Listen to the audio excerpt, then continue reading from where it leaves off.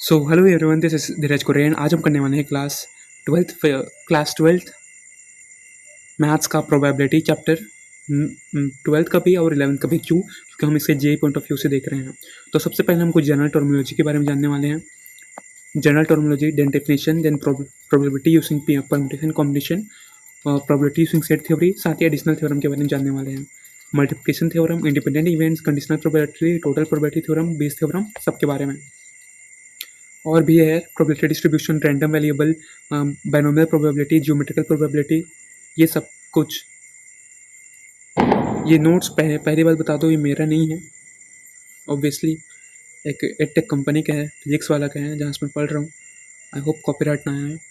खुद के नोट्स बनाऊंगा जल्द से ही, but out of time I am making this एक रैंडम एक्सपेरिमेंट, ताकि मेरे दिमाग में अच्छे से घुसे। मान लो एक इवेंट 1 है जिसमें प्राइम नंबर आ रहे हैं, एंड इवेंट 2 है जिसमें इवेंट नंबर आ रहे हैं, एंड इवेंट 3 है जिसमें आउटकम सिर्फ 2 आ रहा है सैम्पल स्पेस में। तो रैंडम एक्सपेरिमेंट क्या, कुछ टर्मिनोलॉजीज को देख लेते हैं। रैंडम एक्सपेरिमेंट्स मतलब क्या है? Experiment whose outcome is known, मतलब ऐसा एक्सपेरिमेंट जिसका आउटकम हमें पता है, जैसे कि throwing a toss.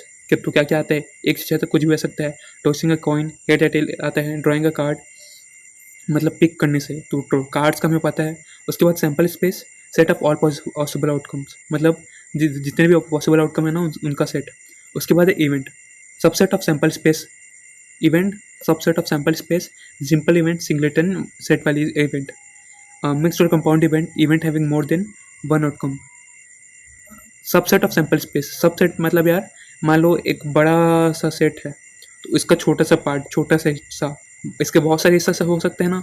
A B C इस ग्रुप में है, तो उसका ए बी सी या फिर कुछ खाली, ये सारे इसके सबसेट हैं। ये सुपर सेट है, मान लो ये सेट है तो उसका सबसेट ये सारी चीज़ हो सकते हैं। सिंगलेटन सेट वाली इवेंट और मिक्स और compound events, event having more than one outcome. Singleton वाली इवेंट जिसके किसी सेट का सिंगल इवेंट है ना वो, और मिक्स और compound event, event having more than one outcome, तो ऐसा इवेंट जिसका आउटकम एक से ज़्यादा हो। टाइप्स ऑफ इवेंट, तो कौन कौन से इवेंट्स है टाइप्स ऑफ इवेंट्स में? इक्वली लाइकली इवेंट, जो having equal chance of occurrence, मतलब बराबर चांस है होने के। म्यूचुअली एक्सक्लूसिव या फिर डिसजॉइंट या फिर इनकम्पैटिबल इवेंट्स किसे कहते हैं? Events whose simultaneous occurrence is impossible, मतलब एक के बाद एक इवेंट आना इम्पॉसिबल है। एग्जाम्पल के तौर में मान लो सैम्पल स्पेस 1 2 3 है। Event 1 is outcome, event 2 is outcome odd, and event 3 is prime 2 3 5। ये नहीं, इसका एग्जाम्पल तो नहीं है। म्यूचुअली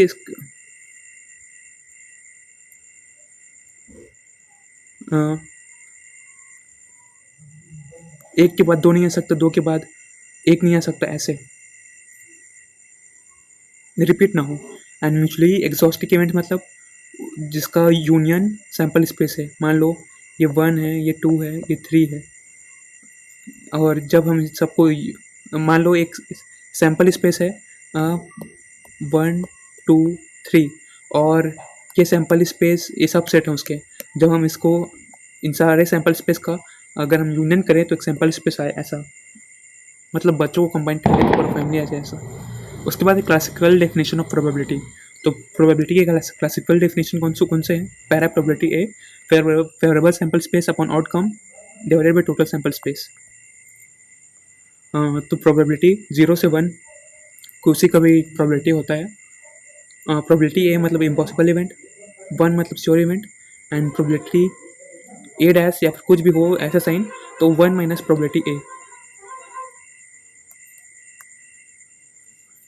और ऑड इन फेवर जब भी होता है ना, तो फेवरेबल केस है ना अपॉन में नॉन फेवरेबल केस होता है। अगर ऑड इन अगेंस्ट होता है तो नॉन फेवरेबल केस अपॉन में फेवरेबल केस होता है। Using permutation and combination, probability using permutation combination. तो मान लो दो नेचुरल नंबर हैं, randomly selected from set of 20 natural numbers. तो 20 नेचुरल नंबर्स है, उसमें से रैंडमली दो सिलेक्ट हुए हैं। सॉरी, ये फर्स्ट 20 नेचुरल नंबर है ना, ये वर्ड बोलना भूल गया था, जिससे मैं भी कंफ्यूज हो रहा था।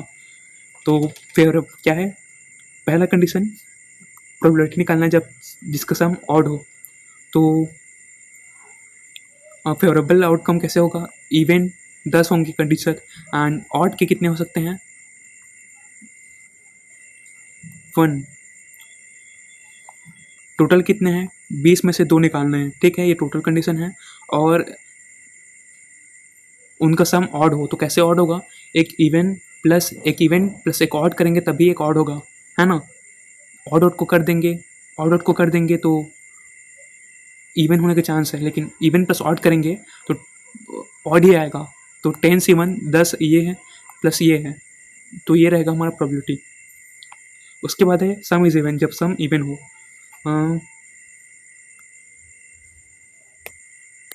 तो इवन कैसे हो सकता है, जब हम सिर्फ इवन को ऐड करेंगे या फिर ऑड को ऐड करेंगे, जैसे कि 3 + 3 6, 5 + 5 10, 7 + 7 ओ माय गॉड 7 + 5 12, 3 + 2 5।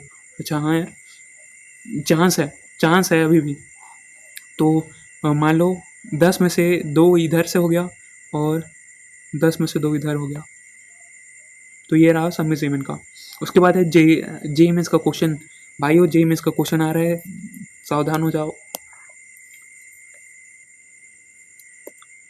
देखते हैं। Let n denote the sum of numbers obtain when 2 dice are rolled. तो मान लो n डिनोट कर रहा है सम ऑफ नंबर्स जो 2 डाइस को रोल करने के बाद आया है। If the probability 2n belongs to less than n factor, है तो m and n है, जहाँ m and n coprime numbers है। कोप्राइम मतलब जिनका हाईएस्ट कॉमन फैक्टर बना है। Then 4m - 3n is equal to, कैसे करेंगे, तो हैंग हो रहा है गाइस, 1 सेकंड।